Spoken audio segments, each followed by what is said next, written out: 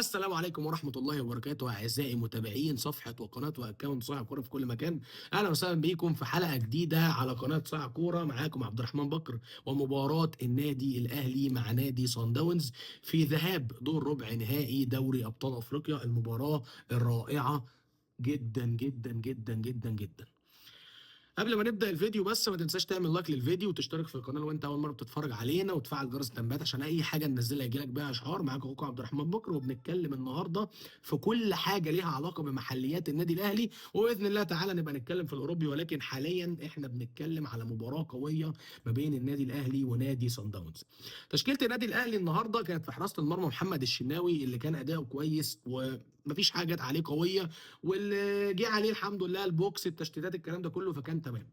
النهارده لعبنا بثلاثه قلوب دفاع، ربيعه في النص، ناحيه اليمين داري وناحيه الشمال ياسر ابراهيم. الثلاثه النهارده اداء رائع بالنسبه لي. داري كان عالمي وياسر كان عالمي وربيعه كان كويس، مش شايف منهم اي حاجه وحشه خالص. هاني ناحيه اليمين اللي كان عندي معاه لقطه كده بس جت في الاخر، الراجل واحنا بنلعب دقيقه تقريبا حاجه و80 كان عايز يلبس كوبري لمداوى اعتقد ولا مين. الكره اتردت، الكوبري طبعا ما نفعش، الكره اتردت لنص الملعب، مارسيلو الليندي جات له الكره، شاط الكره تسديده على الهوا، كانت هتخش جول. في حاجه زي كده ما تطلعش من هاني. هاني كابتن من كباتن النادي الاهلي، هاني مش لعيب صغير. كرة زي دي احنا مش محتاجينها ولا محتاجين ان احنا نعملها. ليه؟ انت هتستفاد ايه لما تلبسه الكوبري؟ بس لما الكرة تتعمل ميس باس او تتقطع منك وفي الاخر يجي جول، انت اللي هتشيل الليله كلها، خصوصا ان الاهلي كان عامل مباراه رائعه. ناحيه الشمال مصطفى العش اللي بقول له شكرا شكرا شكرا شكرا. انا بالنسبه لي العش النهارده انا مش عايز حاجه تاني، خلاص هو الراجل كتر خيره. انا ما بقولكش انه سوبر، بس بقول لك انه كتر خيره، لعب ادى في المكان اللي هو فيه على قد المتاح وعلى قد الامكانيات، كتر خيره قوي. مش عايز حاجه تاني. انا كل اللي ببقى محتاجه من اللعيبه ان هم يلعبوا باص على الارض صح، استلم سلم العب كرة كويس على الارض، ما تقطعش الكرة ابدا، الكرة ما تطلعش منك، ما تعملش ميس باص، ما تعملش كرة تشتيت كده اي حاجه وخلاص الا في الظروف الصعبه قوي. اتنين في نص الملعب مروان ورضا. بص مروان ورضا انا الاتنين بالنسبه لي النهارده كانوا كويسين وكسبوا نص الملعب، ولكن في نقطة: احنا لما كنا بنستحوذ او لما كنا بنقطع الكوره مع الضغط اللي كنا بنعمله على صن داونز، اول ما ناخد الكوره يطلع الميس باس. ميس باس سواء كان من مروان عطيه سواء كان من رضا، فالاثنين كانوا بالنسبه لي كباس مش احسن حاجه، ولكن كلاعب رضا كان كويس النهارده وادى اداء الى حد ما كويس. مروان مش احسن حاجه قوي ولكن بيقطع برضه، ولكن زي ما بقول لك احنا محتاجين حد في نص الملعب يكون فرده تقيله. وتقيله في ايه بقى؟ تقيله في ايه؟ اسمع اللي اقوله ده، تقيله في انه يبقى بيعرف يلعب كوره. كل اللي مطلوب من مركز ستة القديم الكلاسيكي اللي هو حسام عاشور، تقطع الكوره وتسلم وتستلم صح. انا مش عايز منك حاجه تاني، لا بقول لك خش شوط ولا بقول لك ارفع ولا بقول لك هات جول، ما بقولكش اي حاجه. باص الكوره صح بس، مش محتاج منك حاجه تاني. اعمل شغلك، يعني شغلك انت بتاخد عليه ملايين، 10 مليون و20 مليون و30 مليون و100 مليون، نسمع ارقام مرعبه. فكل اللي مطلوب منك ان انت تلعب باص على الارض كويس. قدام ثلاثه، طاهر ناحيه اليمين كان كويس بصراحه النهارده. طاهر ما شفتش منه اي مشكله خالص، رايح جاي واخد الخط كله. وطاهر لاعب النهارده بالاخص عشان خاطر الواجبات الدفاعيه، وان هو جرينتا وبدني قوي وان هو بيقدر ياخد الخط كله وبيلعب 90 دقيقه وحاجه ما شاء الله عليه. على الجانب الشمال بقى النهارده رجل المباراه، الرجل الاول في المباراه، الراجل النهارده اللي عمل كل حاجه في الماتش الا انه يسجل، ودي كانت سوء توفيق. امام عاشور النهارده هو احسن لاعب في المباراه ورجل المباراه بدون منازع، وهو في الجناح الشمال النهارده. وقبل كده وهفضل اقولها، انا مش عايز امام 8 ولا عايزه نص ملعب، انا عايز امام جناح شمال.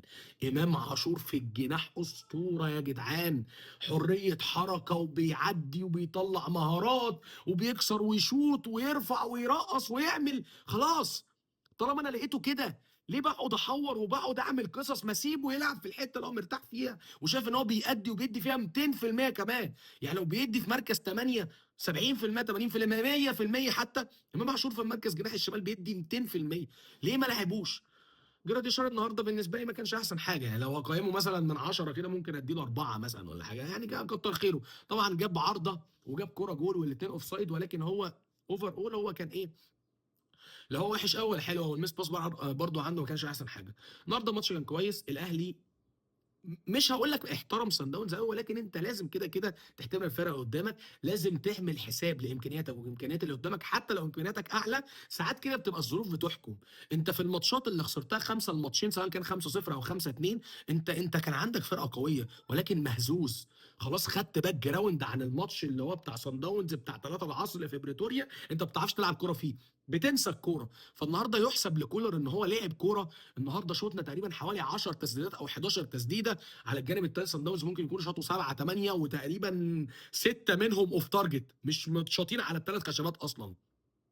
الاهلي النهارده الرأسية بتاعة داري اللي طلعت بره، عندك الرأسية بتاعة امام مشهور كانت في نص الجول، والتسديده ساعه لما كسر وشاط على بره منطقه الجزاء وبرده كانت في نص الجول.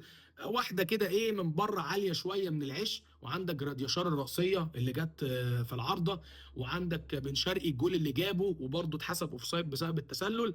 احنا النهارده عملنا ماتش رائع، قدمنا اداء كويس، ودلوقتي بقول لك ان كولر بيعرف يلعب، ولكن انا ما اعرفش مخه ماله. الدليل على ان كولر ساعات بيتشتت كده في وقت من الشوط الاول تقريبا الدقيقه 32، ايه اللي حصل؟ الماتش شغال كويس وامام عاشور رائع ناحيه الشمال وبيعمل كل حاجه في الكوره، مره واحده الاقي لك يا مؤمن امام عاشور بيروح ناحيه اليمين وطاهر محمد طاهر بيروح ناحيه الشمال. طب ليه يا عم كولر بتعمل كده؟ انا ما اعرفش ايه هبت في دماغي، انا عايز ابيض عليكم، عايز اقول لكم ان انا بفتكس وخلاص. الراجل بادئ بتشكيله كويسه، ولما انا شفت التشكيله في الاول في ناس كتير انتقدت، ولكن انا قلت بصراحه انا شايف ان هي تشكيله مناسبه. انا هالعب برضا وعطيه، انا اقبل العبه ولا اقبل اكرم توفيق في نص الملعب ولا حتى في اي حته. حطيت لي امام عاشور جناح شمال، يا لهوي بعشق ان امام عاشور يلعب جناح شمال. حطيت لي جراديشار قدام كويس، حطيت لي طار عشان الواجبات الدفاعيه كويس جدا. لعبت بثلاثه عشان عايز تعمل حساب للحركات اللي بتحصل والكرات الارضيه اللي بتحصل من صن داونز والتسديدات. انت راجل كده قريت المنافس صح، وعرفت تلعب على الاخطاء بتاعته او عرفت تلعب على مميزاته وانك تقفلها. فليه جيت تفتكس وتجيب لي امام يمين وتجيب لي طاهر شمال؟ المهم يعني ان ربنا سترها. كولر النهارده لو هنديله درجه او هنديله رقم من 10 ممكن يديله 7 او 7 ونص، عشان اللقطه بتاعت التبديل اللي ملهاش اي لازمه دي، ولكن الراجل حط تشكيله كويسه، اللعيبه النهارده كانوا كويسين، وباذن الله تعالى العوده في القاهره ان شاء الله هتبقى رعب، وباذن الله تعالى الاهلي يكسب صن داونز.